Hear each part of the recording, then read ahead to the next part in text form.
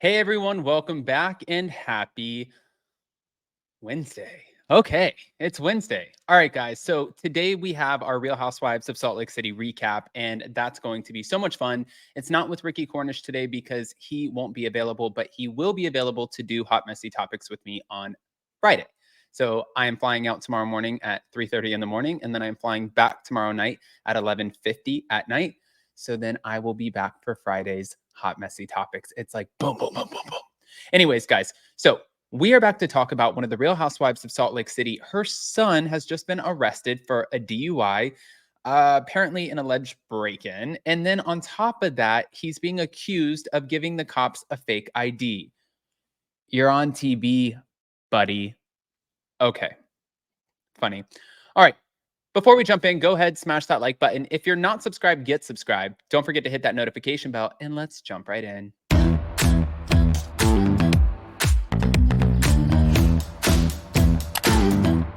Cause no one can do it like we do it, like we do it, like we do it. Cause no one can do it like we do it, like we do it, like we do it. You know what I really don't understand about some of these kids or reality TV stars? It's like, why do you do bad shit? Like, why in your mind do you think that you are going to get away with it when there are more eyes on you? Most people who are not in the public eye, people who are not on TV, people who are not putting themselves out there on a public forum or platform, they don't get away with it. So why would you think you would? Anyways, let's get into it because Mary Cosby's son looks like he's gotten himself into a little bit of trouble. Thank you to Reality Blurb. Mary Cosby's son, Robert Cosby Jr., was arrested for a DUI in March of 2022 after admitting to using Oxycontin, Xanax, and marijuana. Now, months before giving police a fake ID after an alleged break in, and years after being accused of driving under the influence and being in the possession of drugs, well, he found himself in trouble with the law yet again. Like, what? According to a police report obtained by the US Sun, Robert was followed by police after tossing beer cans into a dumpster on March 21st, 2022, and was seen making a number of traffic infractions, including not signaling to the right and not staying in his lane. Although he wouldn't initially pull over, he eventually turned into a police station and told the officer that he did not have a driver's license, but had not been drinking. He also said he recently, in the past, had taken some Oxycontin, Xanax, and smoked marijuana. Um, that's better, right? So, wait. It keeps going. While Robert insisted he doesn't drink, it was confirmed that his driver's license was suspended due to a past alcohol violation. So these charges, these things are in the past, right? Now let's catch up to where we're at now with Robert Cosby Jr. It sounds like one, we're going down a bad path. Two, you're making it into a history, like a sequence of reoccurring events, right? He just posted on social media photos with his tongue out, like whatever, with like the pills on it, and showing that he has big bags of marijuana, all of the things, which if that's what you want to do, okay. But if you think that there's no consequences for it, then that is just a silly way of thinking. That doesn't make sense. Light bulb. Doesn't make sense.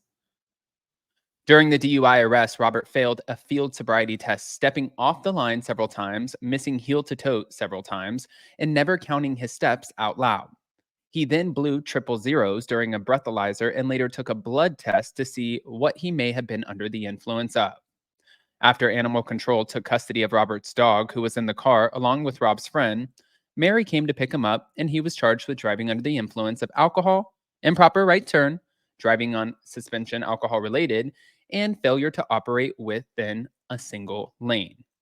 Now, months later, Robert pleaded not guilty to all of the charges, but was found guilty of driving under the influence. In turn, he was hit with a $1,610 fine and dealt 12 months of probation. All right.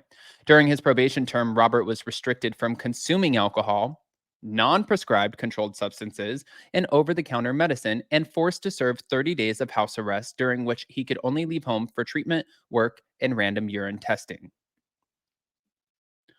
Okay, 30 days of house arrest in a 20,000 square foot mansion. Life is hard.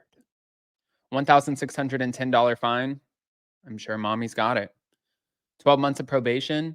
That probably means just don't do dumb shit like post photos on social media with your tongue out with pills in it and carrying big bags of illegal substances.